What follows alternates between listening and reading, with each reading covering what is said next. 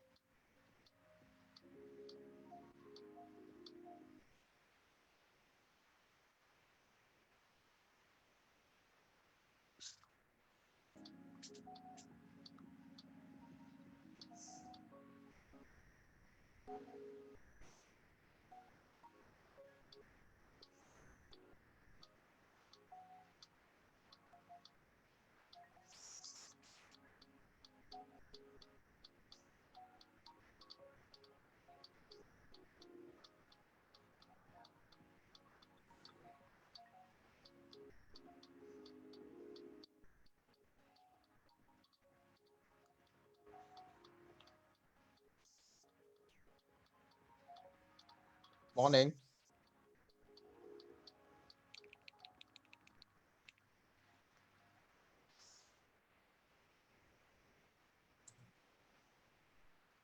Morning.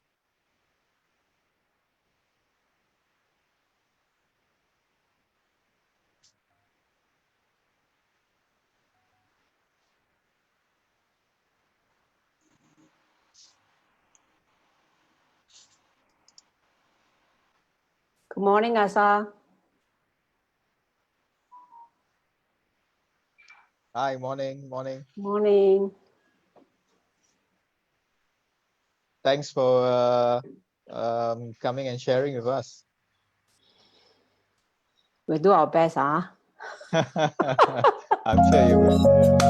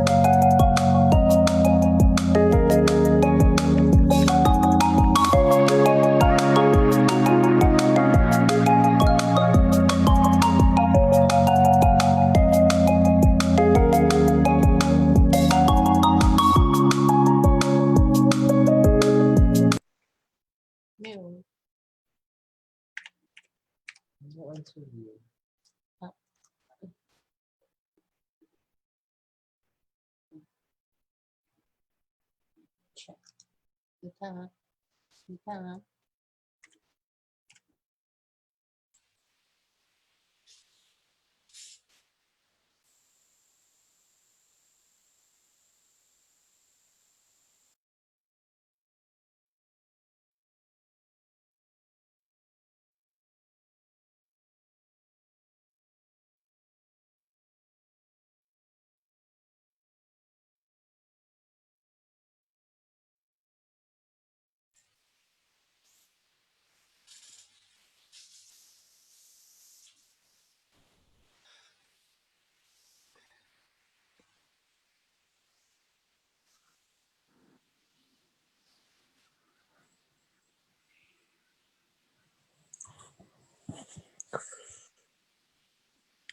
，Very good morning and a very warm welcome to everyone here to Motivational Monday, Hari Raya Special. Right, so at this point, I would like to also wish all the Muslims Selamat Hari Raya Aidilfitri. My name is Shane, and together with my colleague Eliza, we will be hosting this session. And also together with some of our Coach SG colleagues as well, you can spot them in our Coach SG Hari Raya virtual background. Right, so today we have invited an experienced panel of CCA teachers and coaches from St. Hilda Secondary. We have with us Miss Teo, who is a volleyball teacher coach, Miss Kyok, who is a netball coach, and also Mr. Abbas, who is the assistant floorball coach. And he's also a ex-PE teacher and currently the admin executive of SHSS. Right now, I would like to also share a little bit more about the context of this session. So over at Coach SG, we believe that coaches are leaders. Right? You have probably seen this hashtag on many of our social media and events collectors. So beyond building technical and also tactical competencies, the role of a coach also extends to developing the character of athletes, also known as positive youth development in some parts of the world, as well as establishing positive team dynamics. So holistic development is an important role of a coach as a leader, right? So essentially the role of a coach as a leader is to positively influence our athletes to be better versions of themselves. And also as part of the Vision 2030 narrative in Sports Singapore and also the MOE 21CC outcomes, character development is an important feature of sports coaching, and findings from research also suggest that team development encourages positive results on the court. So with the recent MOE's policy of e-coaching, you can start working with your CCA teachers to explore coaching activities online. So I believe that we are also interested today, to hear how we can better work with your CCA teacher and maximize the experience of our online sessions with your athletes. And ultimately, we hope that you'll be able to take away useful ideas, practices, and also insights to engage your athletes online after today. Right. So before we actually continue to the panel conversation or the presentation, we would like to also ask you a question. Right. So this is just a check-in activity. We would like to know, find out from you, what activities have you done with your athletes and teams during this circuit breaker period? Okay. So what you can do now, right, is to use your camera phone. If you're using a phone, you just take your camera and scan the QR code over here, right? Or you can also go to menti.com and type in 942467, okay? And answer that question. Take some time in the next few moments to scan the QR code or just type in menti.com 942467. I think it will be interesting to hear from the pretty large group of people that we have over here today, what we have already started doing with our athletes and teams during this time. Okay, so if my colleagues can just help me to also put in this menti.com number, QR number into the group chat, the Zoom chat, I'll just flash what you guys have been inputting into the menti.com.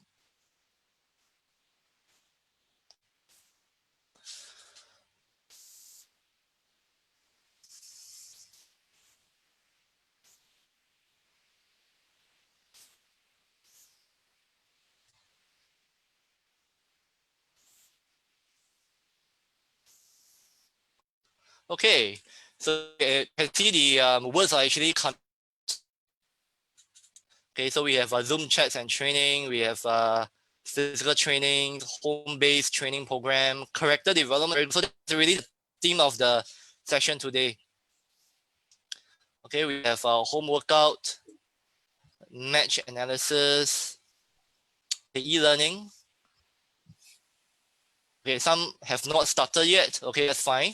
Right, so you can see that the bigger the words are, actually, the more frequent the word has been entered. Right, so video analysis to be a pretty prominent feature here. Right, mesh analysis also, and fitness. Right, so I believe that we can also utilize fitness, strength and conditioning workout for our athletes during this time. Okay. Right, that's pretty interesting to hear. Some of us have actually responded to this question. If I can get the rest of you to also respond to this question, that would be pretty insightful for us also. Okay, so I also see motivation, right? So some of you have also started doing some motivational engagements with your athletes.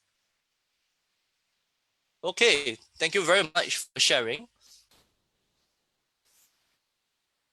Okay, so that was a pretty insightful overview of what everyone here in this room has actually been up to.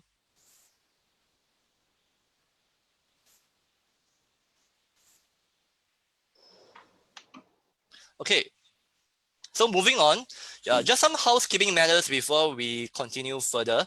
I'd like us to also mute our mics when we are not talking. In fact, my colleague Eliza will be actually muting all of our mics, right, so that any background noise can actually be minimized, and help us to also engage you by switching on your videos.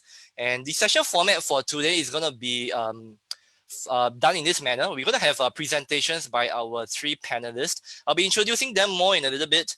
Okay, and after the presentations by the panelists, we'll be entering a time of a panel conversation. That's where we will actually be, asking them questions that you have on your mind, right? And what we are doing today, right, is that we are using Slido as a platform for Q&A.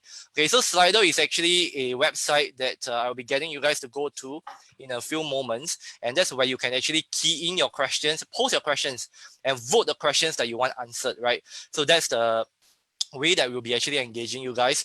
And we are currently also on Facebook Live. So, if you are on our Coach SG Facebook, you'll see that there's also another group of audience that is that are actually listening in, right? So we are also on Facebook Live. Okay, so without further ado, I would like to introduce our first panelist of the day, right? So our first panelist of the day, okay, she is Miss Teo Siu Lang.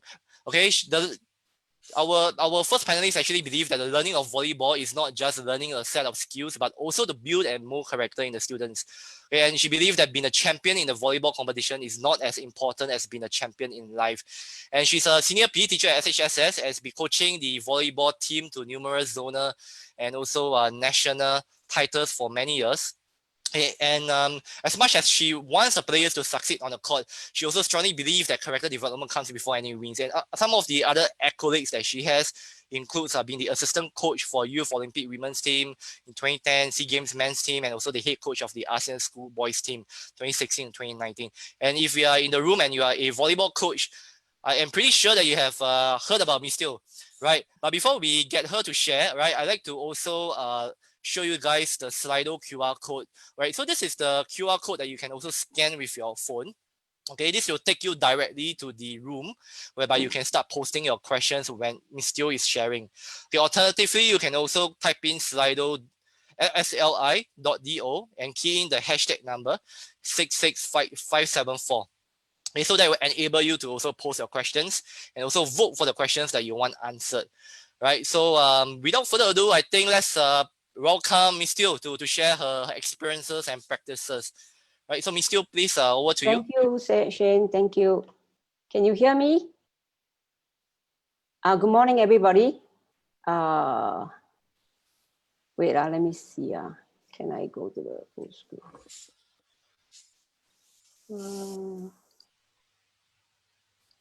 Sorry. Okay. I just now when I saw the activity you all do during holiday, actually a lot of you really started during the school holiday, and especially the physical conditioning training. I think all of us, this is the easiest ways to start, but I think this period of time is the best time to build your culture, and best time to revisit your mission, vision, revisit your the value, the core value that you have. And one of the American sports psychologists say this, okay. I'm very tempted to say it's Robert Niederfer, okay, but I'm not very sure about this. He said, I read this a long time ago when I was in a state studying. He said, winning is 90% mental and 1% skill. Sounds a bit extreme, but when I read this, okay, because I was at the time was a psychologist student, and I truly believe it. Okay, I truly believe that come to a critical point, especially come to the competition, okay, can your athlete control themselves? Can they focus? I heard a lot of coaches keep shouting, hey, be confident, but do you teach them what is confidence? How to be confident? And how to build this confidence? Okay, you just cannot tell them be focused, be confident, but you need to build in them. So how do you build in them? Okay, of course, we talk about culture, we talk about a lot of other things, okay, but I think this period of time, okay, if you haven't started any culture in your team, it's better we start with your team mission, what is your vision, what is your mission for your team, and sit down with your player and talk about what kind of value, what kind of problem a team have, and from there you skim down to the value that you want the player to follow.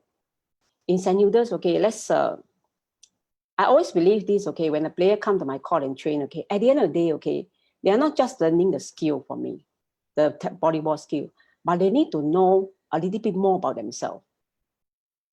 How can they be a better person and better player? You cannot be a better player without knowing who you really are. Okay, your strength, your weaknesses. So you as a coach, we are a coach, okay. We need to build the environment for them. Build the environment for them to learn about who they are, and build the environment for them to feel safe to share. Okay, so all this must start from young. Okay, so you look at the slide, this is what I do, okay.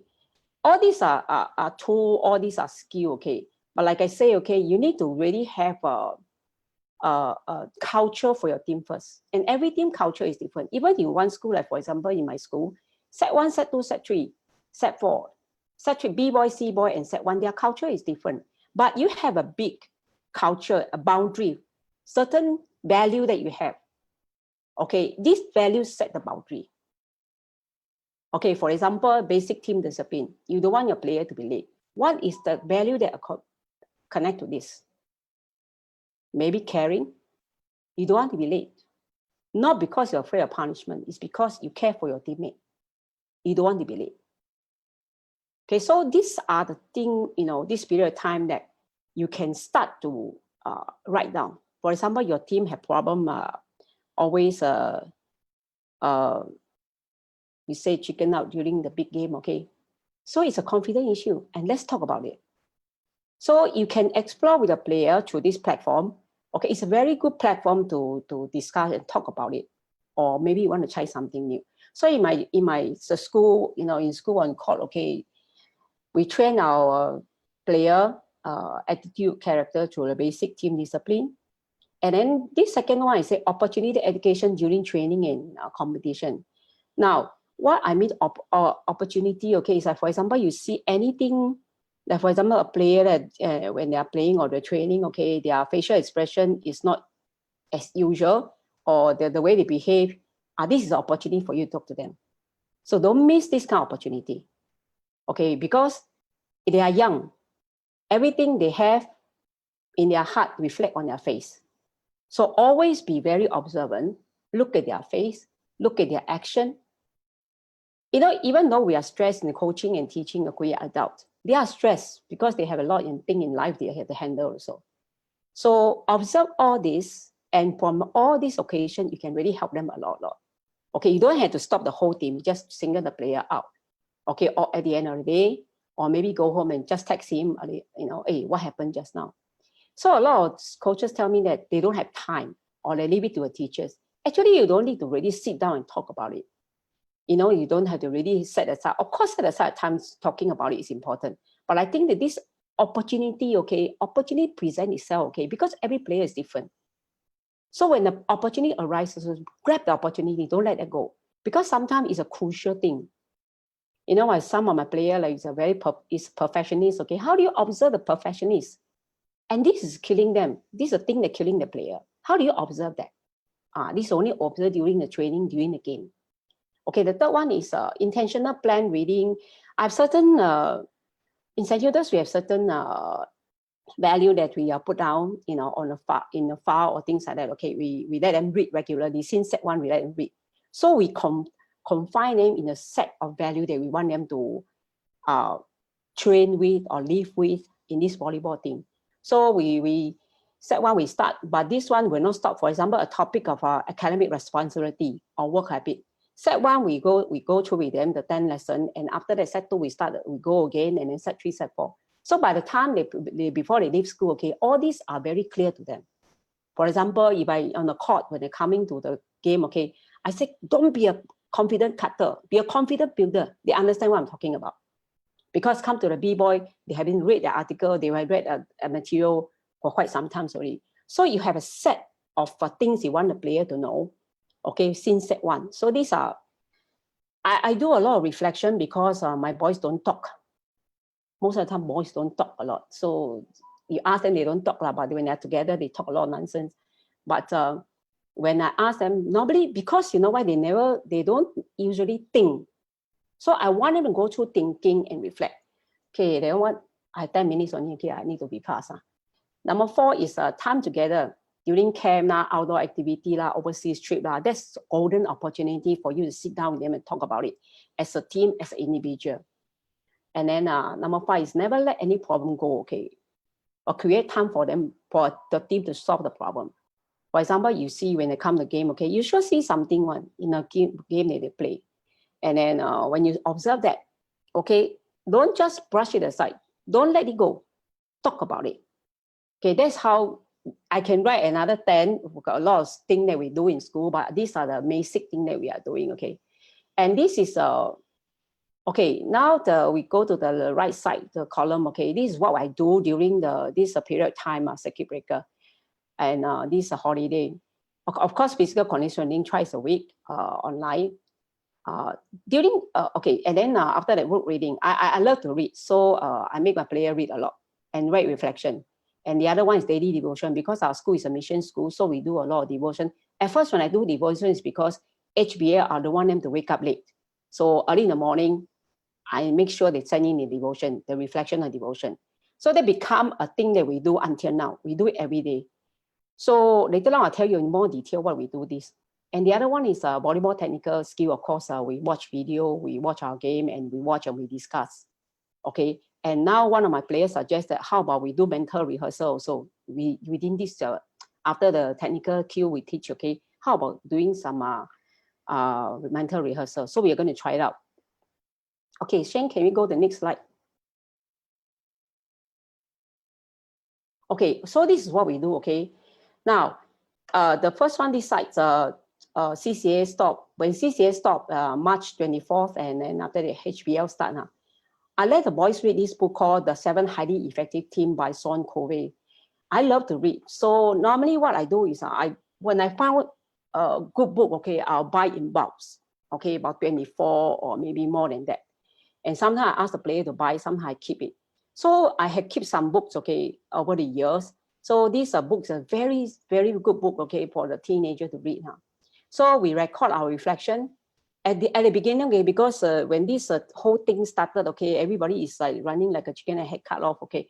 So what we do is I just ask them to read and record on a WhatsApp chat. So they record every day.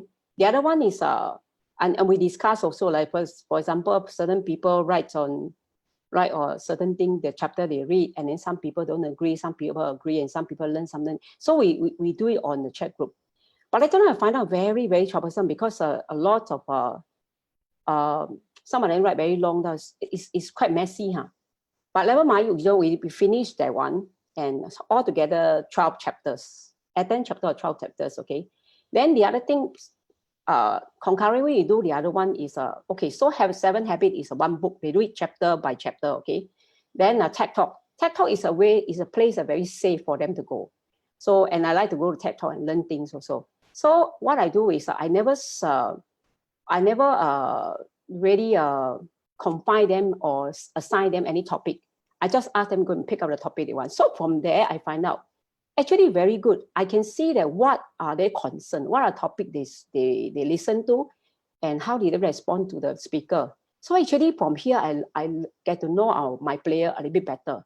Some of them are the topic they find is very interesting, and I go in and find out more about it. But I get to know my player in another. This is a I never thought of this kind of opportunity will come. Okay, but anyway, I get to know them from the other, from their reflection and get to know them more.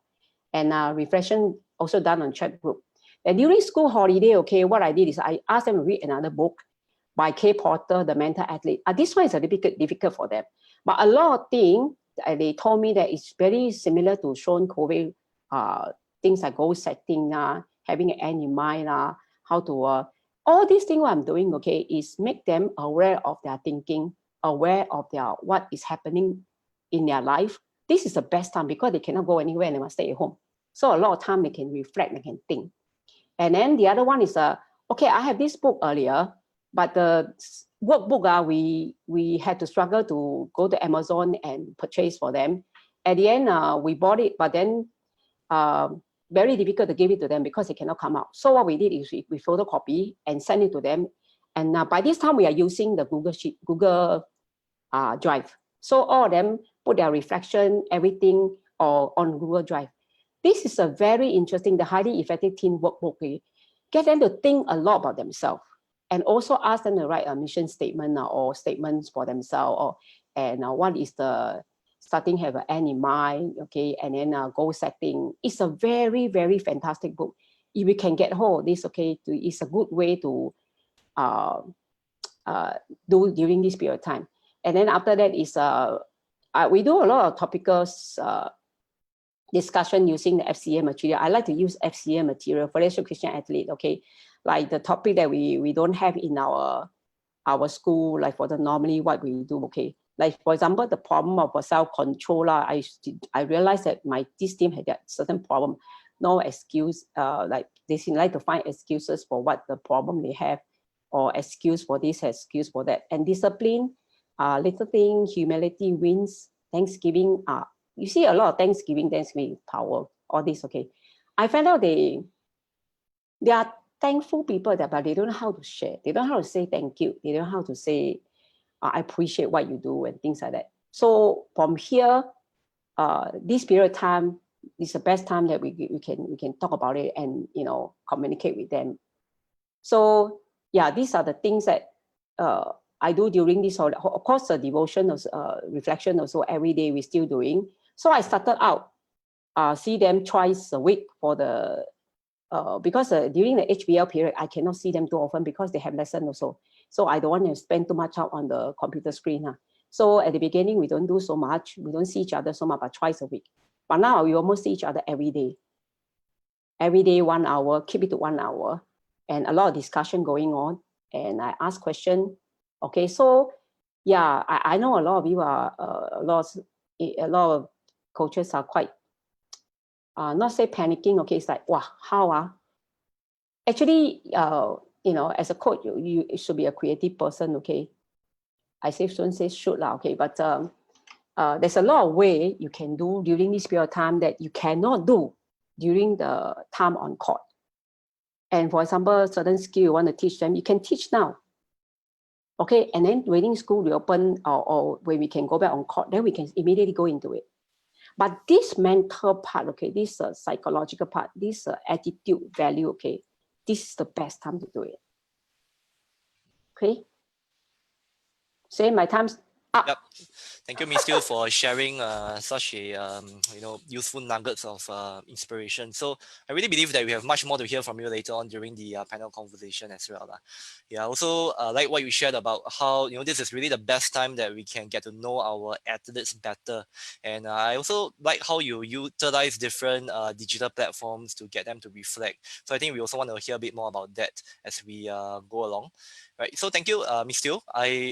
Moving along, just to reiterate that if you have any questions for Ms. Teo, feel free to actually scan this QR code or type in sli.do, go to this website, and you can key in this number 66574 and post your questions, and also vote the questions that you want to be answered, right? So moving along, the next person that we have to share her perspectives is actually Miss Nua Kyok, right? She's a netball coach in St. Hilda Secondary, and she's been coaching netball for 14 years, and she's a firm believer of really using sport to develop her players' character, right? And she has established the Hildian B and C division teams in the top 2-4 positions at the national school games over the years, and also been invited to speak, coaching for her coaching approach on building a winning culture for sports CCA in schools at our Coach SG conference, and also this COP that we have established called the Game for Life COP, right? So similarly to Ms. Teo, if you have any questions for Kyok, you can actually scan this QR code over here, or go to the website, just type in sli.do in the address bar, and you'll be redirected to Slido's website, and key in this number 53693. If you scan the QR code, you will just be redirected straight into that room that you can post your questions. Okay, just to take note also that the QR codes for each of the speakers are different. Okay, so for Kyok, this is her QR code. Right, so without further ado, I'd like to welcome Kyok to share her perspective from a CCA coach perspective. Right, so Kyok, please, over to you.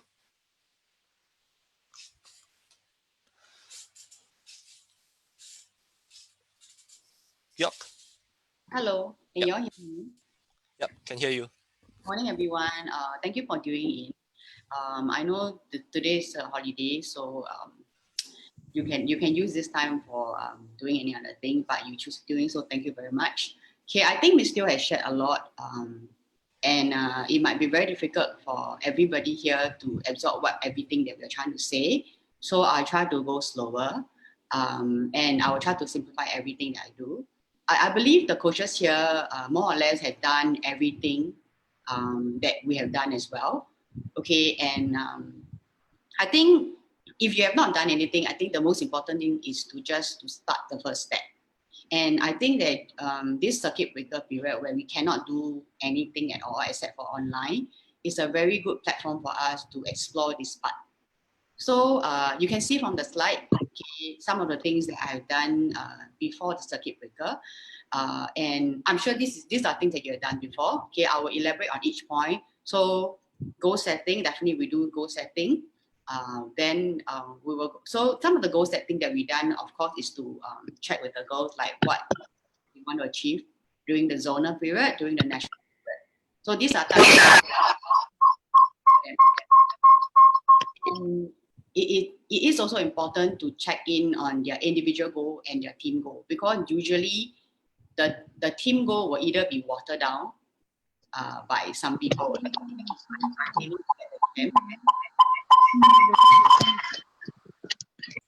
Yeah, could I invite everyone to mute your mics if you haven't done so? I think there was some background noise just now.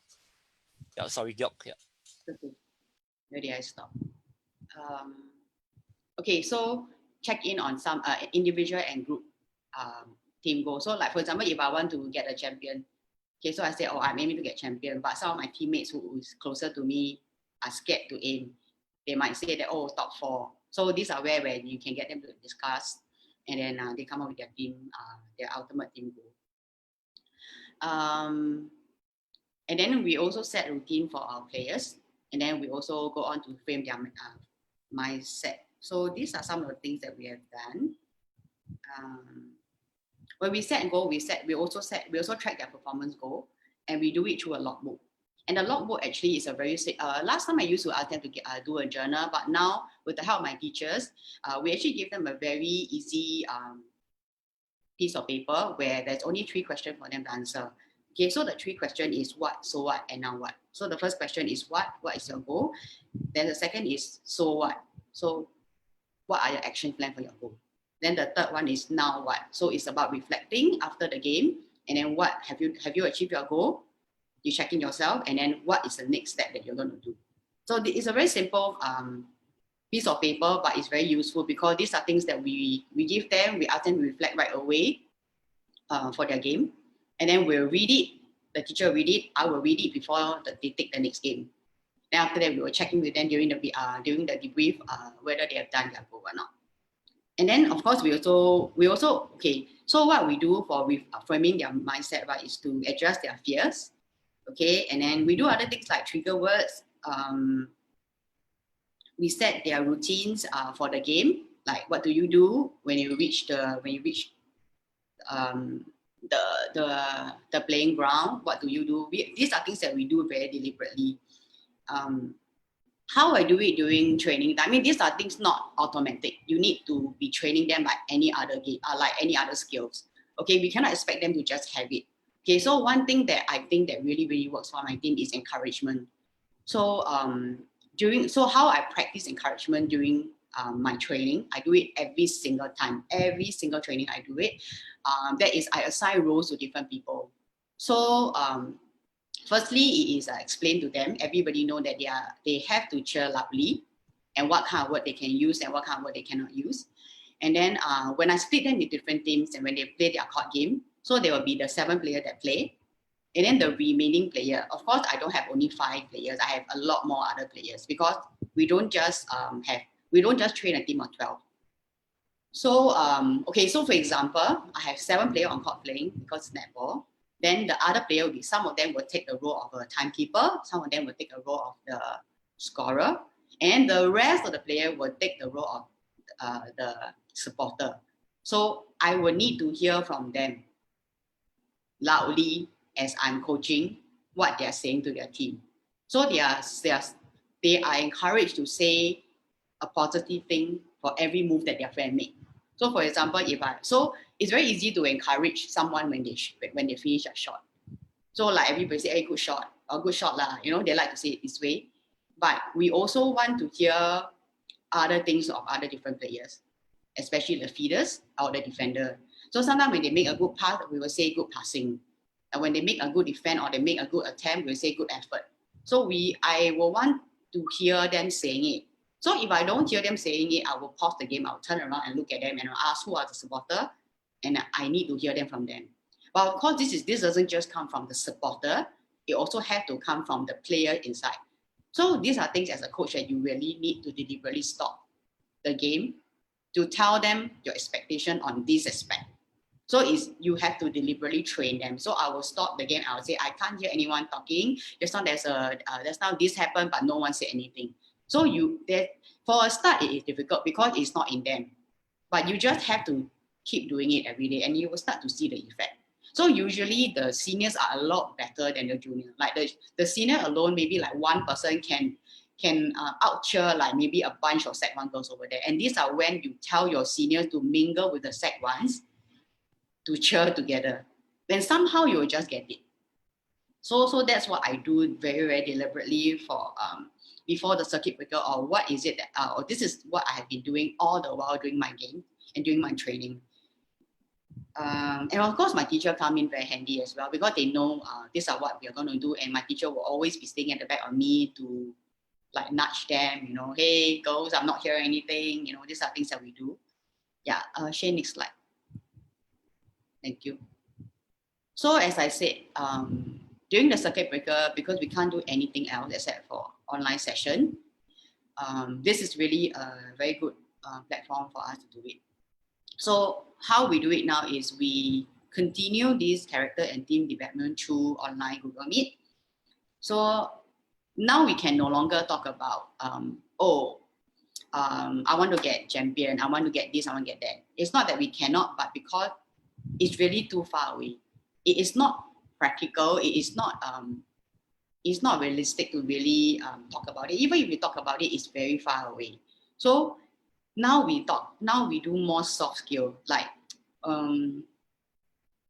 for example, we can talk about things like how they would like their team to be. Okay, so let me go to my slide first. So some of the things like, okay, let's say for example, as a coach, definitely one thing that you want to see from your team is discipline. So you want to talk to your players about it, how they can be a disciplined team. So the ideas doesn't come from you. You can get ideas from them. These are things that you can really make them talk. These are the time that, because if you don't talk, I mean, everything will just be dead. But everybody knows that we cannot go on like that. It will be awkward, right, in the e-session. So this is when you ask them to talk. And if they don't talk, of course, you must prepare questions. You know, you must name some people, ask them to talk, ask them to name up some of the things they will want to see, how they can emphasize it. So these are ways that we can think, that we can talk about. And discipline is one thing. We can also talk about gratitude. We can talk about like the problem that we've been facing on court or in the team, and then we make them talk about it. We can make them come up with solution. So rather than you giving the solution, you make them be the one that come up with solution, and you'll be surprised that they'll be creative to do it. I've done it many times. My girls always, they never fails me lah. But of course, we already, as teachers like me, myself, and my teachers, we already know the solution to it. And we have certain guidelines. So if they cannot come up with it, that is when you use questioning to lead them to the point that you want them to go. So these are things that we do. And these are things that you can do now during the circuit breaker. Okay, this I've spoken my second point. Okay, then to engage them, because during the circuit breaker, nobody can go out. And honestly, it is boring for everyone. Okay, so I also initiate some games and challenges to put in the fun aspect for my girls, so that they feel more motivated to do their workout. So actually there is this social app that is very popular among the teenagers, which we call TikTok. Okay, if you know TikTok, you know what I'm talking about. And TikTok is really not about lip sync or about dance.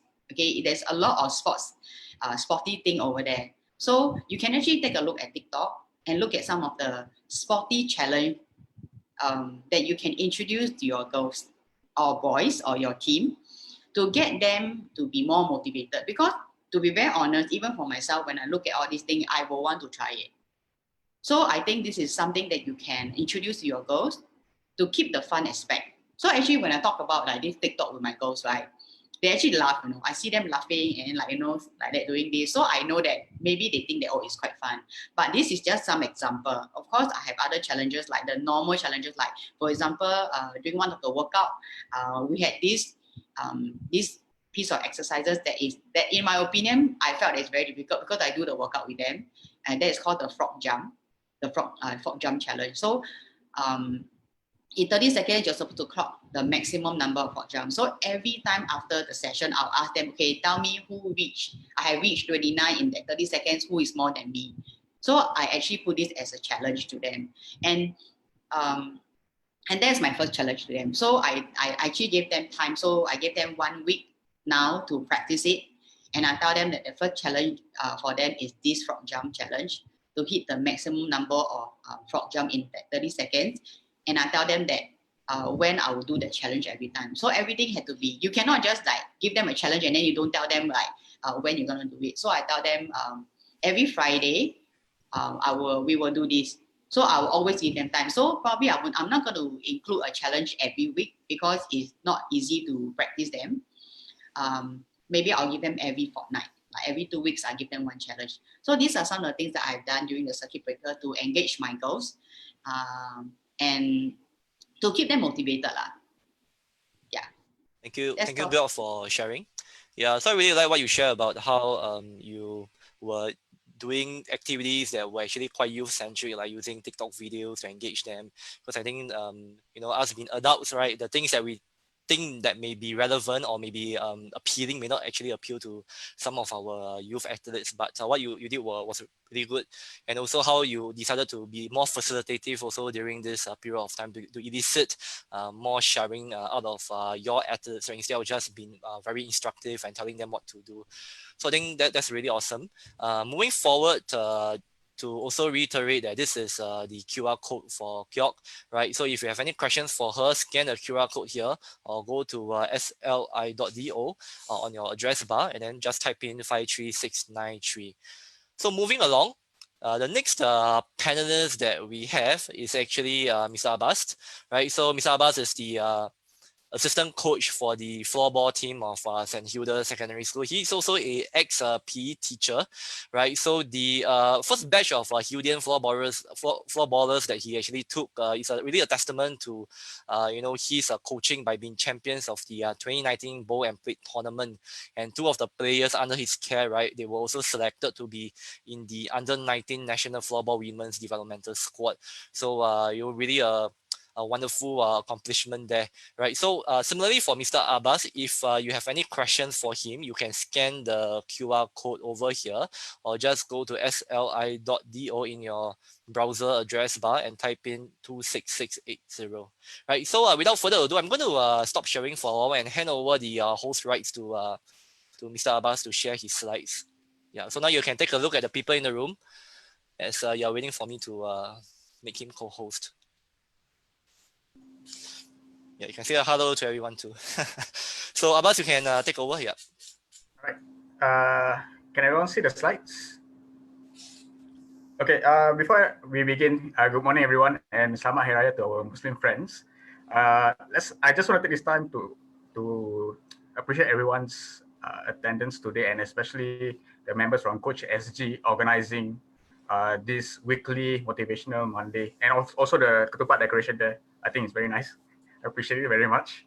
Okay, I think we need to jump in straight. I believe that we want to discuss more about what we did or what we will be doing as well throughout the circuit breaker and ECCA.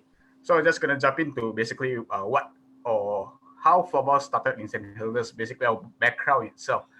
It's because most of the girls in our school wanted a new sports CCA as it was very challenging to enter netball and volleyball. Thus, floorball was created, and most who were not that successful in volleyball girls and netball will end up in us. So that's why you can see 94% of the students that enter floorball have no sports background. So I believe some of them, the toughest thing that they ever went through was PSLE, I think so. And most of them are from aesthetic CCAs, drama, performing arts, whatever it is. And it's only recently in 2019 and 2020 that we had more sporty students in our CCA.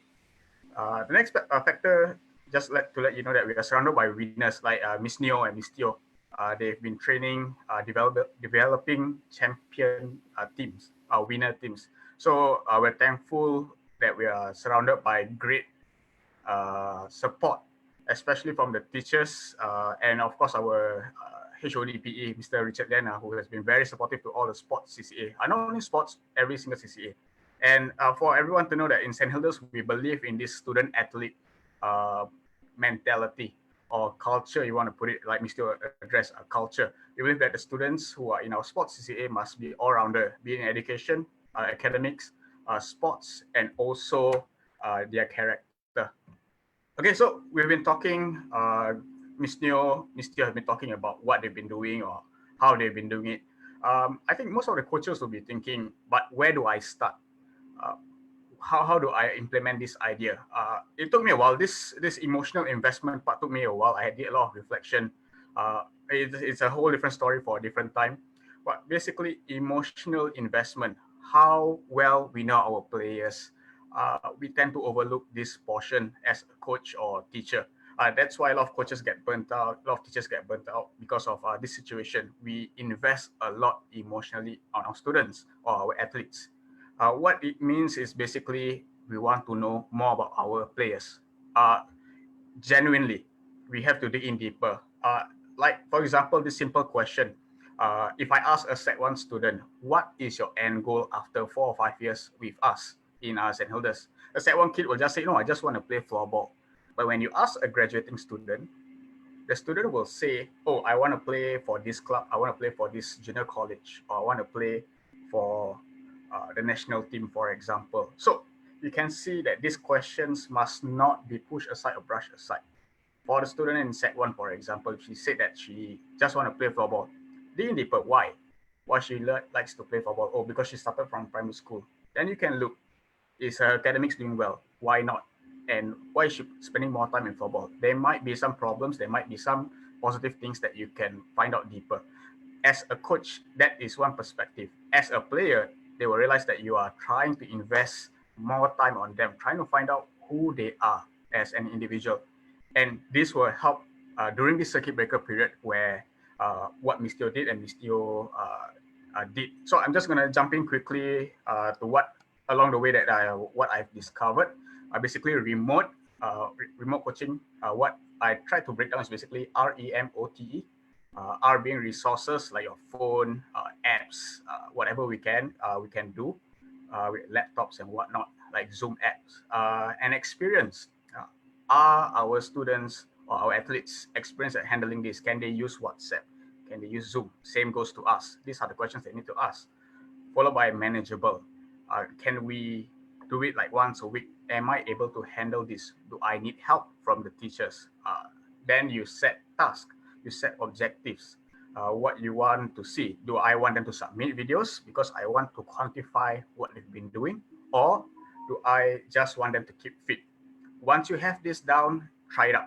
You can have your control group, you can just try it out your whole team, or everyone just get involved. Then you evaluate how well you can do this. Now, I've seen that everyone's been doing fitness, so I'm just going to use, Jasna's going to use fitness as an example, how you use remote itself. So you can see that I've used WhatsApp as my resources, and everyone is experienced at using WhatsApp because we use it every single day. And I'll schedule a submission date on Sunday where the kids will submit videos of what they've been doing with their skills. Followed by we roll out. When we tried it out during the HBL period where everyone was just everywhere. We just tried it out. We do it slowly and we figure out the problems along the way. When we evaluate, we realize that the girls, especially the sec ones, need more guidance. This video is recorded. I believe you can just trace back later on to look at the things that we've shared. So for us, you can see that the questions that we ask our students is quite unique. In this portion, the WhatsApp picture, you can see it is basically diverging the students. Instead of is my stick handling wrong? I don't answer no. It's wrong. You should do this. We let them discover how and why it is wrong. You can see that does it feel uncomfortable, for example. So these are certain things that we can pick up along the way. Now, for character building activities for our kids, when we saw a lot of the portion has been like fitness, it's very straightforward skills based. So how do we work on their cohesion as a team? How do we build their character in this period? So what we came out with basically for the cohesion portion was we did a weekly cook-off. The girls went to Thailand last year and they learned cooking there as well. So we set a weekly goal setting for cooking or a team. So for this slide that I shared, the team itself, you can see under the menu portion is appreciation. So they will use TikTok for the process on how they did their cooking, the ingredients, and then they will present to us in the chat group. We will have half who will be baking or cooking, the other half will vote. How do we know that it tastes good? Well, we told them to let their loved ones try out. So you can see from the reaction, and it's very funny, some of the reaction, because some of them are really not good chefs. I think they realize that also. So the next portion, what we did was our weekly games and movie session. So before this movie session starts on Wednesdays, we will do a Who Knows Me Best, where they use Kahoot, and we will play a game and we will see what are their hobbies, who can guess the best hobbies and whatnot. Then they will rank each other. My girls don't know. Normally it's like 14. We have 14 people getting involved, for example. Then they'll have like 13 correct, 1 wrong. The 1 wrong is always me. I hope they're not watching this video because I always get it wrong. It shows that I don't really know my players that well. So it's a good example. Then we will watch shows. We watch shows that are very related to what they are interested in. And we try to make it as relatable and as encouraging as possible. Like there's values, family values, friendship, even in animes where they love. I can just bring it out and share that there are friendship involved and whatnot. So it's very straightforward with whatever we had. Oh, and it started out very difficult. We failed a lot of times and we end up coming up with a structure along the way when we do this. Now, for game concept and character building, this was shared with Miss Teo. Miss Teo shared with me that she used that talk for the boys to watch and share with her on, as you know that these are established teams. The floorball girls are new, so most of them are not sporty, so it was quite difficult on our end to get them into understanding some sports concept or sports documentaries. So the TED Talk video that we watched, one of it was by a comedian, Michael Jr. Basically, there are two portions of this. This is the character building where they watch TED Talk, and the game concept where they watch women's floorball semifinals, a World Cup between Czech Republic and Switzerland. We use Coggle as the main point of contact. It's basically a mind map, a platform where they can share their thoughts, answer questions, and we can reply to each other. Okay, so with the TED Talk itself, Michael Jr., you can see this is basically the mind map that the kids replied to me or replied to each other. Basically, this TED Talk is from Michael Jr., a comedian. He did a stand-up comedy talking about life and about how we always have the setup and not the punchline. Basically, how do we, what is our end goal? And he talked about negative things in our life, how we perceive negativity and how we can make it positive. So one of the answers from the kids that I pull out from the mind map itself is you can read it or you can pause it later on. Just basically, I will sum up that how we look at our weakness. Instead of looking at it very negatively, try to work on our strengths as well. So don't see the weakness as something that's dragging you down. See it as an opportunity to improve on other areas and also try to work on it. So this is alone from a comedian, a stand-up comedy, and she applied to her life and floorball itself. So you can see how to improve. I should focus more on my drag shot since my wrist shot is weak. So do not focus so much on negativity and try to focus on positive as well. Now this is character building. Just an example. Some girls will pick up different things. The questions that we ask is, what do you get? What do you learn from this video? Some will talk about leadership. Some will talk about what they feel about life and how they relate it to floorball. And some will even talk about how they want to graduate and set new goals in floorball when they leave the school itself. The next one is basically we drew lots. We split our team into two. Basically, Team A will watch Czech Republic, and Team B will be Switzerland. Now, this game, they only watched one period, the first period where everything was chaotic. It was semifinals. The period ended with Czech Republic leading 3-0, and Switzerland was trailing, but both of them were panicky. They were not in their state of mind because of the pressure and whatnot. So the kids explain what they observed by answering two questions. Basically, what are they doing wrong, and what will you do as a player on the second period? What will you tell your teammates? Again, you can pause the video next time and just read the comments itself. Now, to sum up everything, I believe in this circuit breaker period and the ECCA portion later on, we must not be afraid to fail and try. Trust me, I think Miss Teo, myself, Miss New as well, we tried a lot of platforms, and a lot of times it didn't work out, especially for floorball. It's girls without sports background. We tried and focused on what they like, the emotional investment that we put in to understand our players. For Miss Teo and Miss Neo, it's quite straightforward because they're very experienced. For myself and my colleagues in floorball, we are starting out. We are not afraid to fail. We must show the girls that we are not afraid to fail. It's okay. Everyone know that it's a learning point.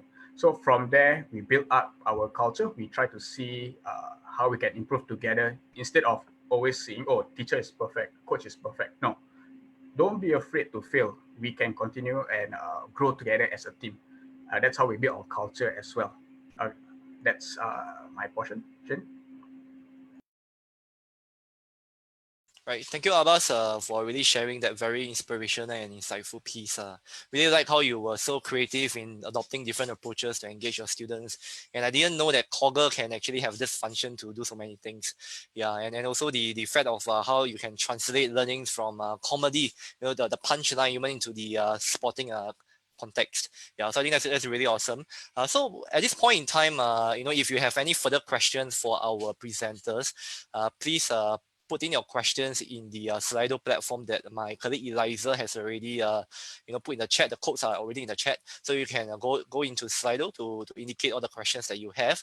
And we already have some questions at this point, so we're just going to start off by kickstart this portion by asking the panelists some of the questions here. Okay, so the first question that we have for them by the participants is that how do you balance character development and results?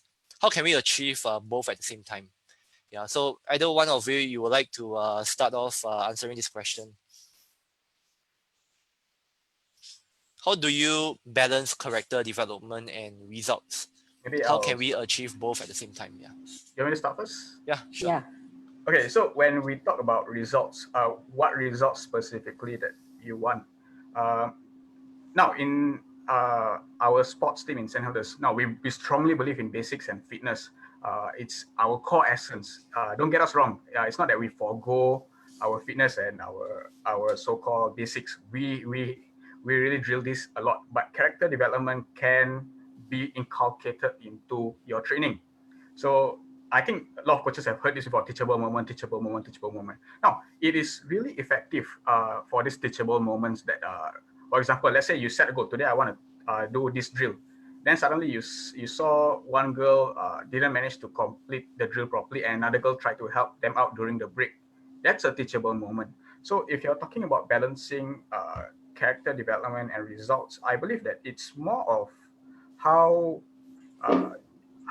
effectively you want to apply this. How effectively is your belief in character building? Because you can include anything, even during game. You can even watch how players and use it as an example. It doesn't need to be, oh, I need to set up certain ways to do a character building. It can just be a teachable moment on the spot. So you need to learn how to balance, which is I'm still learning. I really miss Theo and Georg can share more on how to balance it, but I'm still learning. But we do believe both are equally important. Yeah, thank you, Abbas, for sharing that. Yeah. So anyone else would like to say something also? Georg, you go first.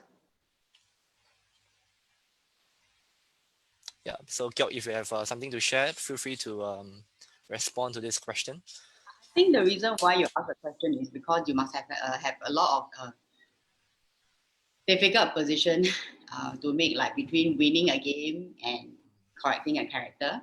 Probably that's why you're asking the question. But like, I think, like what Abbas said, I think he had really explained quite clearly to us. And I mean, okay, let's be honest. I also had this kind of moment for sure okay, like, oh, I have this moment. Should I do this? Should I not do this? Like, for example, if I were to bench my best player, which I've done it before, and I need her to go in and play. So what do I do? So these are questions that pop up. And I know that these are questions that will pop up. I will have already discussed with my teachers and we will agree on it. Then we will stick on to it. And most of the time, we don't give in to it. We're like, oh, if I have to lose this game just to teach the girl something, then it's worth it.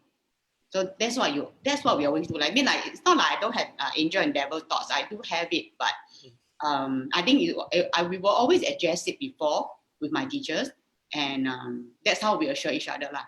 Yeah, that's for me.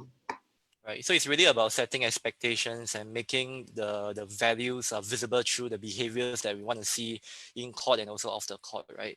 Yeah. So Ms. Teo, you got something to share to this? Actually, I don't quite understand the question. You say, how do you balance character development and result? Yeah. How can we achieve both at the same time? Your answer from the direction that, like, for example, you have a dilemma, but for example, you want to win a game, but should you use this player or not? Okay, this is the one moment thing. Okay, but when I hear when I saw this word balance, okay, let's talk about during training time now. How to from my point of view, I look at this question is like, how do you balance teaching character and teaching you want the result? Okay, so you are talking about you separate two things in two different quantity and different area, but actually these two areas cannot separate. They are together one. Okay, so like just now when I list out how I do in school, yeah, we have I normally I would, how do I say, I don't use specific time to teach. Of course, the value that our volleyball have is the core value. Of course, they don't need to teach, okay. But there's a lot of moment on court that you can use to get to know them. You have to know them first before you can teach, because they need to trust you first. So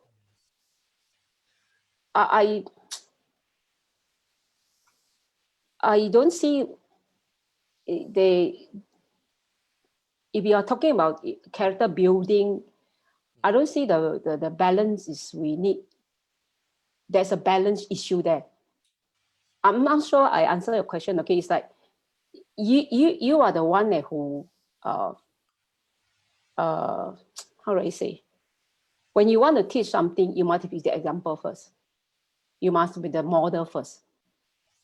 Okay, so we ourselves, we have problem in life. So you look at them same way. They also have problem, right? So you go from that perspective, you approach them. Like I have an anger issue. I am a very hot temper person. So some of my players had a problem. Then I can approach them. Not only to use a specific moment to teach them. So I look at this question from this perspective is you don't separate them into two areas. Yeah, I think that's really good, Miss Teo. I think like what you shared about how really character development and results are inseparable. And if you actually develop your student athletes to be of character, naturally the results will also follow. And you also mentioned about how it is important to establish that premise of trust before you can even teach them anything much, right? Yeah. So these are the things that I hope that the coaches listening in could also find useful that you could implement back in your coaching. Yeah. So at this point, I would like to also invite my co-host, my colleague Eliza, to see if there's any other questions that the audience has that we can address. But before that, I recognize that the time is already 11 a.m. and we are overrunning a little bit. Are you guys okay that we actually extend this to another 15 minutes? Yeah, if you are okay, maybe you all can just put a thumbs up. And if you are not too okay because you have some other commitments today that you need to look into, you guys can also leave the session. But I hope that you guys can make time for 15 more minutes for us to address the remaining questions. Right? Thank you. Thank you. Yeah, I see your thumbs. Yep. So Eliza, over to you. Yeah. Yeah. Okay. So thanks for all your sharing, speakers. So I think one of the popular questions that have popped up is about the relationship between the coach and the teacher. So how can we work together with the teacher when he or she might not be a sport-oriented person when they handle the CCA, and or if they don't agree with what you might be doing? Yeah, so maybe if I can invite Job to take this question first, since you're coming in from a coach perspective, how have you established this relationship and partnership that you have with your fellow CCA teachers? Yeah. And then Ms. Teo and Abbas can come in from maybe the teacher perspective. How have you all worked with your fellow coaches to do this? Okay. Just to say, almost all the teachers I work with are non-sports players. I think that the key point is, okay, I must say this, I think I'm very lucky. My teachers are very accommodating, but I think the most important thing is to engage your teachers, right? Even, okay, before engaging your players, you need to engage your teachers first. If you don't have them, you technically don't have one hand to work things, because a lot of things have to go through teachers. So you need to be the one that initiate all this every single time, and you need to talk to them.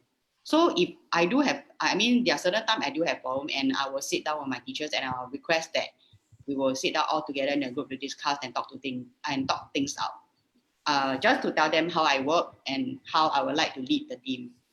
So most of the time, this is what I do, and every single time when I talk to my teacher, after that talk, right, everything will be okay. They will be supportive. They know why I'm doing certain thing. They know that I don't have other agenda, but just to lead the team in the way that I said. And if they agree with me, and most of the time they do, they will cooperate. So that's usually what I do with my teachers. Yeah. So it's really about also sharing your perspective of how things can be done, and then letting the teachers also follow up from there. Right. Thank you, Georg, for sharing. How about the other panelists? Maybe coming in from a teacher perspective, since you guys are CCA teachers and also coaches at the same time. So you want me to start? Yeah, sure, you start. sure. Yeah. Okay, so yeah, I can understand that even my friends who are coaches, full-time coaches, struggle with this. Some teachers are, you can see that the school culture maybe potentially will be more challenging as compared to what we have here in St. Hilda's. So one thing I will tell you is start the ball rolling, engage them like what Georg say. Now the next thing is have this. I believe we need to have this kind of mindset. For example, let's use CPR for example. If I'm doing the CPR, I cannot be the one calling the ambulance at the same time. It's impossible. Same goes to character building, same goes to training. If I'm the one doing the training, I need the support of my teachers to observe the players. I need the support of my teachers to observe a lot of things. It's difficult for the coaches to do everything. So it is crucial that you get the ball rolling. So if you are the one coaching, for example, let's say Zoom, you're doing fitness, for example, you want to focus on that fitness. So what CPR does is basically when I'm doing CPR, I'm giving you a task to do, call 995, for example. So in this situation, tell the teacher what to do. Tell them, I need your help to observe if there are some cues from the girls. Are they showing some things? Are they putting in effort? Then let them address while you focus on training fully. So that's my thought of it. So role clarity is a significant handle lah, to know what exactly the coach can do, what exactly the CCA teacher can handle, right? So how about Miss Teo? Anything to add to this?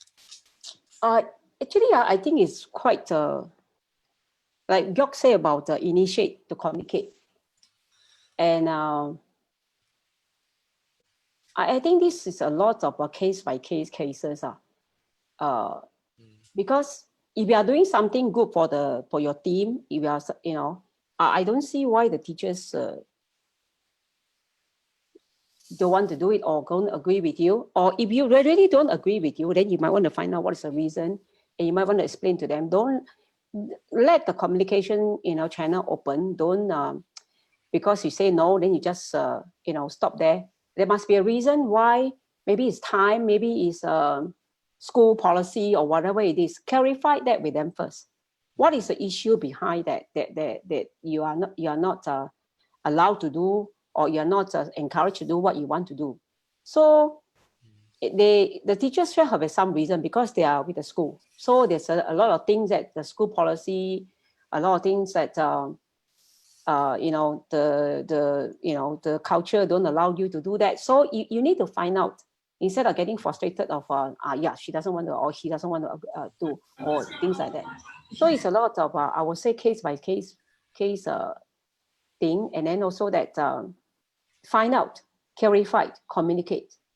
Don't that thing just die down like that, because that get you frustrated and the teacher frustrated also. So, and don't assume anything. A lot of time problem come because we assume. We assume she will not agree. We assume she will not agree, or we assume this, we assume that. Like you communicate a lot with the teacher in charge, so they can talk things out. Okay, as long as your heart is helping the kids to improve, as long as your motive is helping the kid to a better person, I don't see why not. But there's certain thing that must be there that you don't understand, and the teacher has the better understanding of why this one cannot carry out, that one can. So keep the communication channel open and talk it out. Don't assume. So I think that's really good. Don't assume, and also keep communication channels open. And it's really the onus for the coaches to also seek clarity, like if there's any areas that's a bit gray, right? So thank you panelists for answering that question. Can I invite again Eliza if there's any other questions that we would like to address? Yeah. Yeah, so I'll help to ask one final question. So I see that there have been quite a few questions surrounding how do we engage and motivate our athletes during this circuit breaker period, and how have the panelists been engaging like your players of different genders and also different levels. So I think the coaches want to find out more about the process that y'all have taken to engage and maintain motivation with your athletes during this period across all the different levels and the genders. Yeah. So if any of the speakers want to start first. I'll start first. Now, motivation-wise, if you talk about it, the simple aspect of this is the end goal. What am I motivated towards? For this instance, our sports, basically our C division, B division game, it's unknown. We don't know yet. So the focus must be diverted to something else. Don't get us wrong. We are struggling with this as well. It's not that it's negative. It's something that we want to keep them engaged in a way. So the motivational factor comes in when you have to have progression. For me personally, progression or something that you need to find alternatives to your coaching. Like normal training, you don't just focus on one drill all the way until your tournament. No, you have to be very creative on how you want to set steps to progress because it's gonna get boring. I'm facing this with our girls, especially the weekly watching TV series and whatnot. One day we're gonna run out of movies to watch, I believe, or we're gonna run out of games to play. So for me, at the back of my head, I've already noted down the progression part will be more game discussion, for example. So do not restrict yourself to I only have this idea. Try to explore more, something that is relatable, where emotional intelligence investment comes in. What do our girls want to do, or what do my players want to try out? So don't restrict yourself. Try to see at different angles. Yeah, thank you, Abbas, for sharing. Yeah. How about the rest of the other two panelists? Okay, maybe I go first. Yeah. Can I get a question again? Eliza, can you reiterate the Yeah. question? So the question, I've lumped quite a few questions together, but the main idea is how do we continue to motivate and engage our athletes during this circuit breaker period? Because, a lot of their routines have changed. And like, what have you done to engage your athletes that are across the different levels? Yeah, and also the different genders. Yeah. Okay. Okay, from what I understand from the question, I think maybe some of you are facing like maybe low attendance, and probably are already facing low attendance in some of your teams. So I think so maybe to get for them to not turn up for training, right? So for them to even turn up on the Zoom, it might be even it will be quite impossible because it's easy for them to go away. So I guess the first step is to ask them to show up. So maybe you can speak with them directly. You can ask them why they can't show up. I mean, there will be a lot of reasons why. It's just like what Miss Still said, don't assume. Sometimes we just assume that students just don't want to turn up because they don't like this CCA. But actually, they are the one that chose this CCA. The reason why they chose it is because they like it. Or if they don't like it, why would they choose it? You should be the one finding out. Then that's where you can tackle the problem. So so far, because we have always put in a lot of measures to keep the girls from coming. So my attendance is always quite good. But for school that I know I will have like, because I have quite a lot of schools. So for school that I know that I might have problem with attendance, right? I usually speak to the players directly, and I'll get the teachers to also speak to the players. So I'll get the teacher to speak to the player first, then after I speak to the player and see whether it solves the problem. So that's usually what I do on my part. And to keep them motivated, like what I shared just now, is really games. It's really, I think everybody has different ways. Just get creative, and most importantly is you need to know your player well. Then you know what motivates them. So that's I think it's a lot of work for our side to know them well, to know what engage them, and to speak what kind of language with them that can really engage them, and not like to talk to them like we are the coach, you got to listen to me. I mean, it never go this way. Just like I don't think we listen to our parents just because they are our parents. We listen to them because we see a need to respect them. So you need to see a need to respect you. You need to let your players see a need to respect you as well. So that comes from respecting them first and knowing what kind of language you speak to them. Thank you.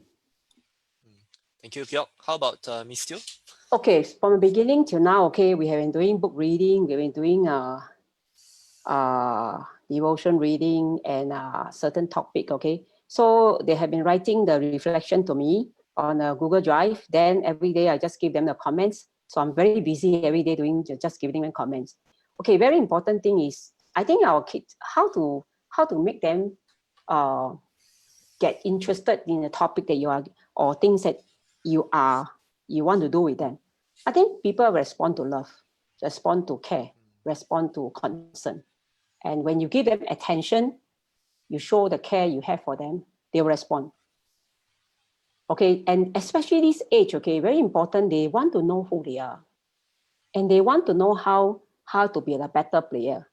So you just keep tacking on these two, how to make every one of them or pay attention to every one of them. I believe this period of time we have more time.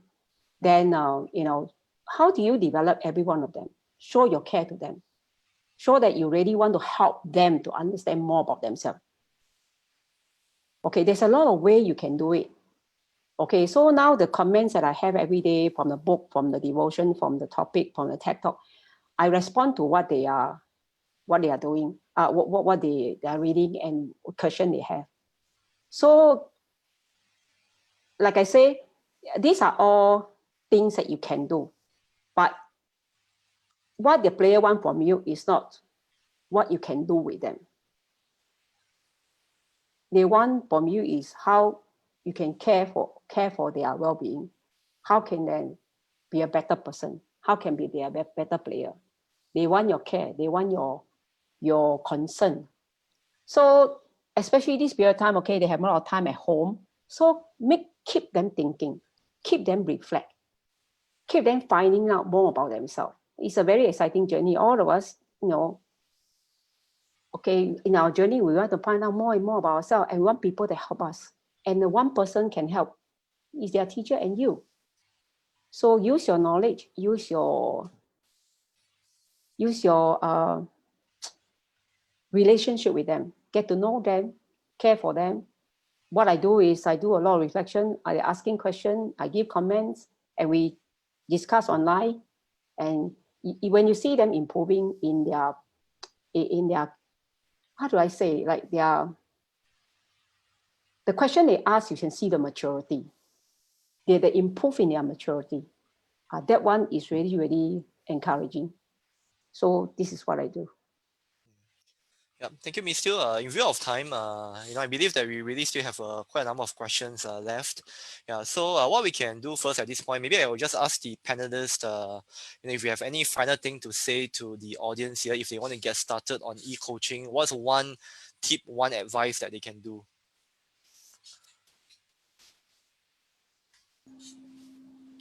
Don't be afraid to fail.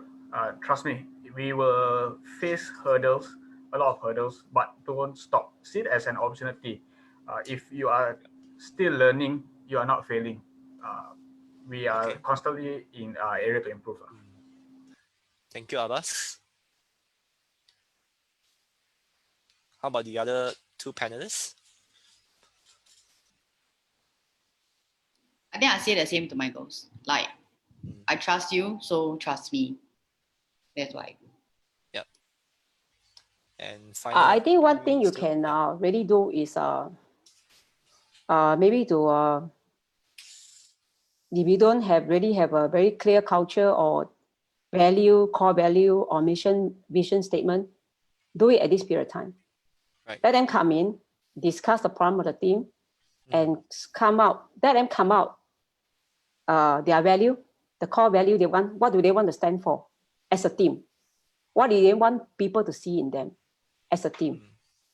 So this is the best time to do. Yes. So define your culture. Yeah. And then set some, come together, discuss core value.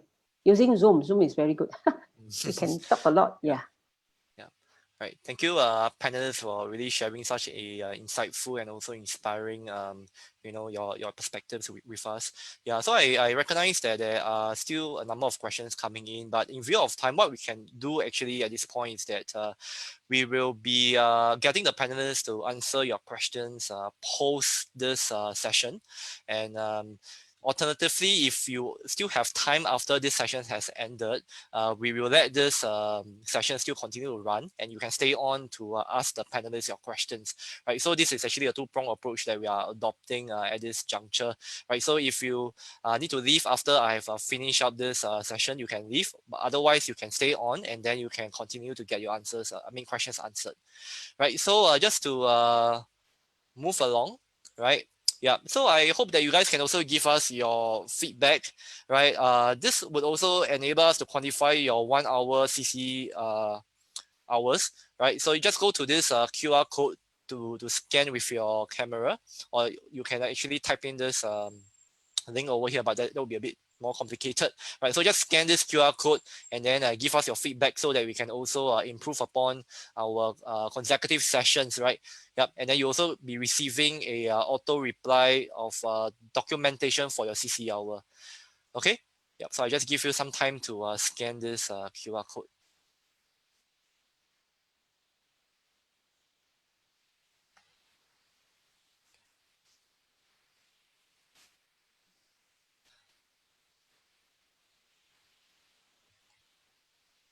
Okay.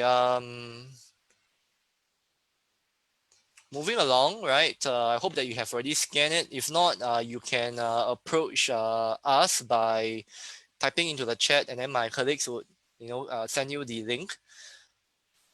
Okay, so we have also some upcoming workshops this week, tomorrow and also Thursday, right? And for next Monday, we again have our Motivational Monday with Simon Mannix, and also in the afternoon, we have this other workshop happening, coach's role in injury rehabilitation.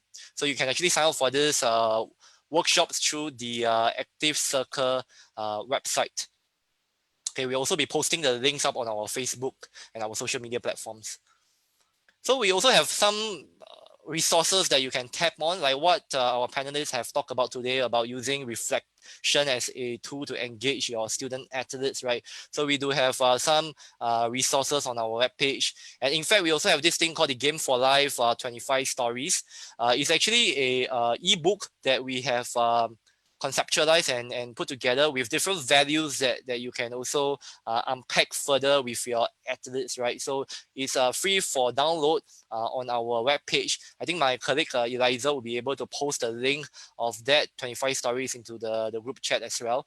And also in this coaching learning resources link, you will find other resources that will be pretty useful for you during this e-coaching season.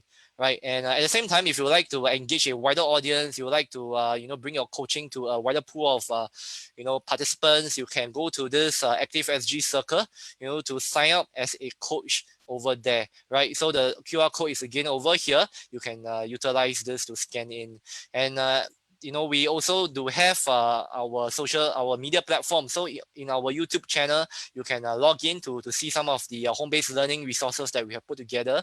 And for our Facebook QR code and also for our IG QR code, you can also scan them to access, right? So we do also have updated resources that are pushed out on all these various platforms.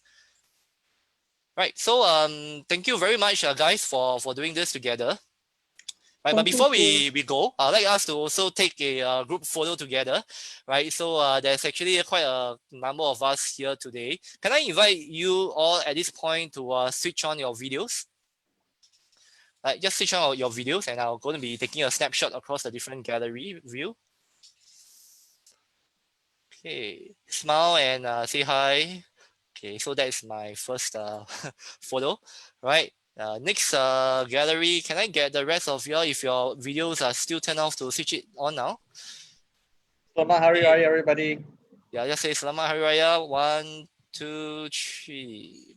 Okay. Selamat Hari Raya. Selamat Hari Raya. Selamat Hari Raya. I have 2 more gallery view to snap. Okay, just to invite the rest of you all to on your videos if you haven't. I want to see your glorious faces. Okay, the last one. Okay, I think that's all. Yep. So thank you very much, everyone, for listening in. I hope this session has been useful for you. So like I mentioned at the beginning, if you want to stay on to continue asking our panelists questions, you can. Otherwise, we will be addressing the questions that you have posted on Slido and even in the Zoom chat as well as our Facebook chat. We'll be addressing them outside of this session, right? So you guys can leave if you want to leave. If you want to stay on, you feel free to stay on. Maybe at this point, maybe we can just start the ball rolling again. Eliza, could there be any other questions that we want to address as Yeah, so I think there have been a lot of questions surrounding like prima donnas in the team, star players in the team, and so I think Abbas and Georg have also taken the time to type in the group chat, but maybe would you all like to just answer this final question? So how do we deal with star players in the team? Yeah, and especially like for athletes who are in the main team and versus athletes who might not have made it to the main team, because in sports we definitely can't afford to fail everybody. So how do you all deal with that as coaches? Yeah, I'll start the ball rolling because I guess floorball itself, we don't really have star players. Maybe one or two will stand out, but the rest are just not as skilled or not as ready as others. So basically, we'll start with answering the prima donnas first. Like Ms. Teo said, it's really down to your culture itself. If how these prima donnas or these talented players pop up and they think that they're larger than the team, then I strongly think that it's a cultural issue.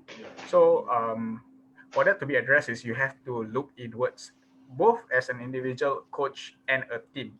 And even best if you can approach the student and find out more about what is going on.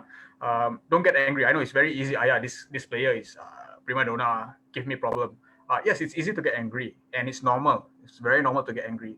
But take a step back, find out. It can be a defensive mechanism. We don't know that. So find out more, like we've talked throughout the Zoom session. Try to find out, be patient, and we can help so much. To a certain extent, we realize that if we cannot help, it's beyond us. You must accept the fact, everyone must accept the fact that they may need help. They can get better somewhere else apart from us. In my perspective of the main team and the reserve team, in a way, yes, St. Hilda's have this, but the problem is that we have a very strong culture. I would say problem, the good side of it, everyone is aligned to the same goal, and we are very, very transparent on who is in the main team and who's not, and we assign tasks, really tasks that what they can do to help us out. So very different spectrum of players, but they share the same goal. They want everyone to succeed together, even though they're not playing on court, even though they're at the background cheering, or even though they're just at the side, just supporting. Set your culture as your foundation. One or two values, three values. And from there on, this is the best period to work on it, especially if we have no contact time in our court, in our fields. Focus on getting the culture right, set your beliefs, and review everything that you can. Yeah, I think that's really good. So setting the culture is the premise of minimizing such prima donna behaviors, right? Okay, having a similar expectation and going for the same goals together. How about the other panelists? What's your say to this? Okay, I need to answer this last question, and I need to leave because my player is waiting for me on Sure. the other. Yeah. So I think if you are young coaches, it's kind of difficult. I don't know. Okay, from my point of view, okay, you have in your daily training, okay, you have to work out, prepare. You may have to take this player out. The way you train, you cannot depend on him. If you sometimes it's not them; they are the one that who are, so cocky or so attitude problem, things like. It's we are the one give them the room to do it. We are the one that how do I say? We are the one that work as if we cannot play without them. So that's why they cultivate that kind of attitude. So in your training daily, okay, you have to prepare. If you notice that your talented player, maybe at the last minute, okay, you better play without him. Yes, you may. It is not necessary you'll lose a game. Sometimes play without the person is better. Okay, you have to give this player the assurance that I can play without you. It's not that you are the only one that I need. I ever kick out player, very important one, last minute before finals. Why? Because I don't see I can play with him. Okay, it had been talking to him again and again, things like that. So I think it's the way you handle this person in a daily basis. And then you have to prepare to sacrifice this person, this player. If you put all your money on this per person, then you get yourself stuck. Okay, and somehow you can teach that person more for not letting him participate, then let him participate. They thought that you must depend on him. Okay, so that is what my thinking is, because just train, sometimes you got to train, prepare without that person or without that player. Yeah. So relate to them as though as if they are not indispensable lah. Yes. Yeah, that's good. Yeah. Any other thoughts on this? If not, Eliza, do you have any other questions to ask? Maybe Gyok, do you want to answer this question first? And then I think after that, I will open it live to the floor for any final questions, because Mr. will need to go after this. So we'll close the session. Okay. Actually, I already replied in the chat. Like, I think actually how I think is actually what Mr. has shared, which is the prima donna will not exist if you don't allow it. So a lot of time there is prima donna because you are the one that allow it, because you are the coach. You need to know that there's a difference between a coach and a player. No matter how good the player is, no matter how much you think that you need that player, you are the one that allow that to happen. You are the one that set this tone to that player and the team. So you need to check yourself. You need to check inwards, like what Abba said. So that's first thing. And secondly, okay, it's a strategy really. Okay, it's a bit manipulating, but honestly, on my part, I think sometimes I will do that. I feel it's a bit of manipulating. I'm not going to lie. You need to choose a correct game. Okay, a game that you know that you can still win without them. If you really, really want to do that, because no matter what, they are kids, they will believe it. And you play without them, you will show them that you can win without them. And you will be surprised that the other player, that the so-called not the prima donna player that helped, or the main or the best player not playing the game, you might even get different results. So I mean, sometimes that works. But of course, if you're working with older kids, it might be a bit more difficult. But still, you will work on it, because you're the coach. You should know them well. You should know what works on them and what don't work on them. Yeah, but ultimately, it's a tone that you set lah. Don't and like with regards to like the those players that are not in the team, right? Actually, most of the time after they graduate, is the player that are not in the team that thank me, send me personal message more than the main players, to be honest. And unfortunately, it's like that because it is how you make them feel. So a lot of time is what you do and how you make them feel. Like you don't make the bench player, or don't make the player that don't make the cut extra player. You know, they have different roles. So they have a lot of different roles, and if you can utilize that, actually is very useful. So it is again the tone that you set to your girls. Like, don't make people extra, because you don't like to feel that way, right? So don't make them feel that way. Let them know that how important they are to the team, because they are really very important to the team.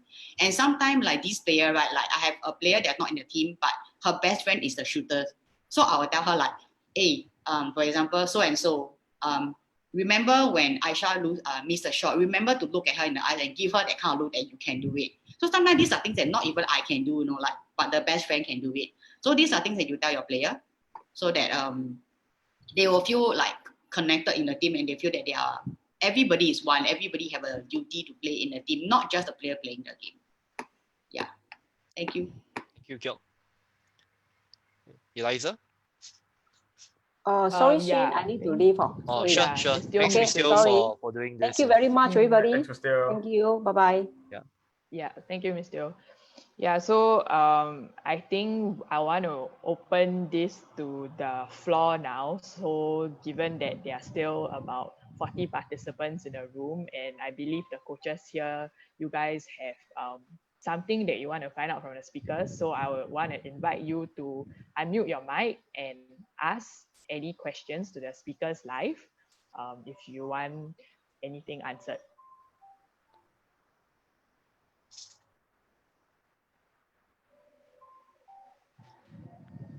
Anybody? I have a question, Eliza.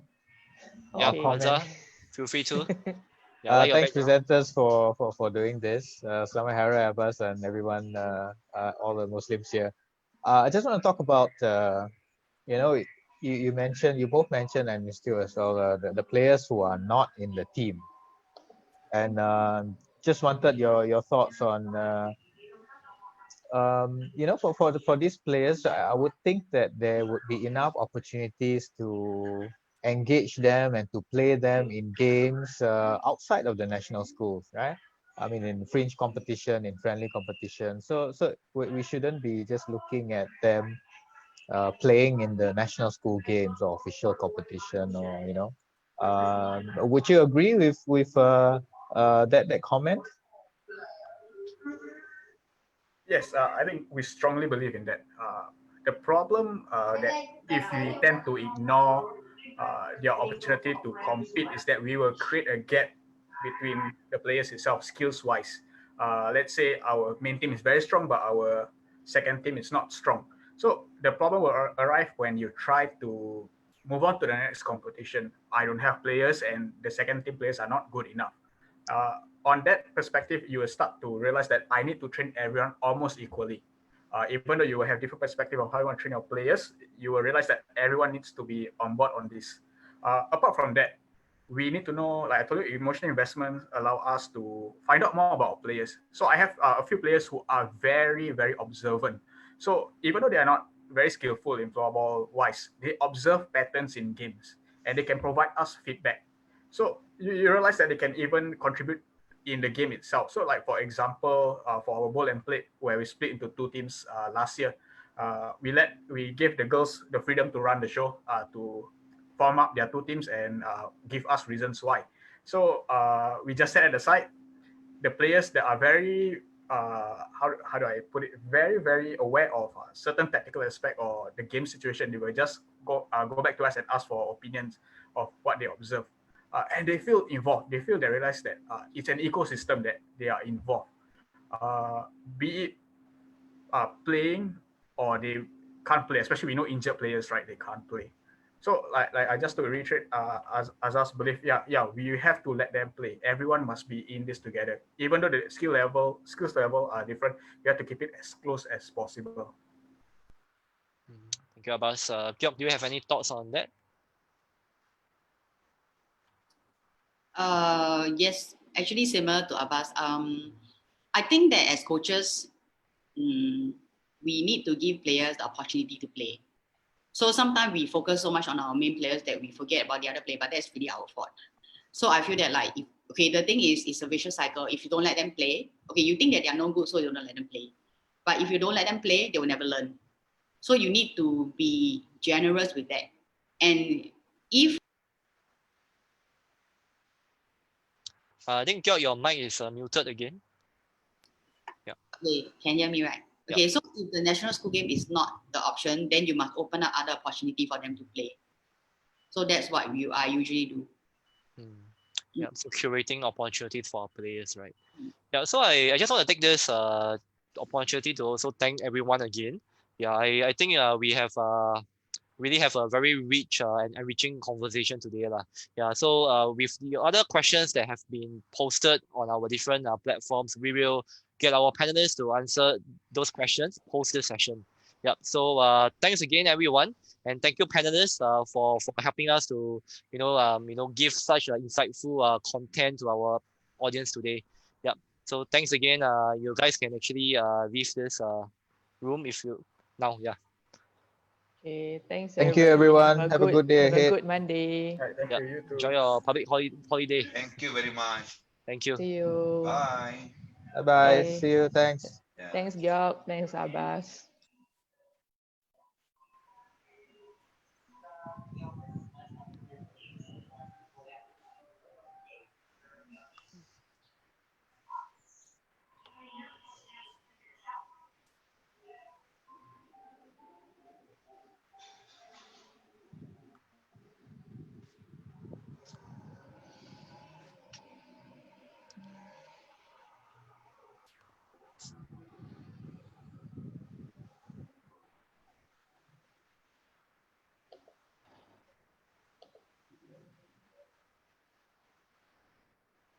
Okay, for the rest of the think, participants who are still in the you can room, you guys stop. can also leave the Shane, you room want already. to stop We'll just Facebook end this Live? meeting. Yeah. Mm.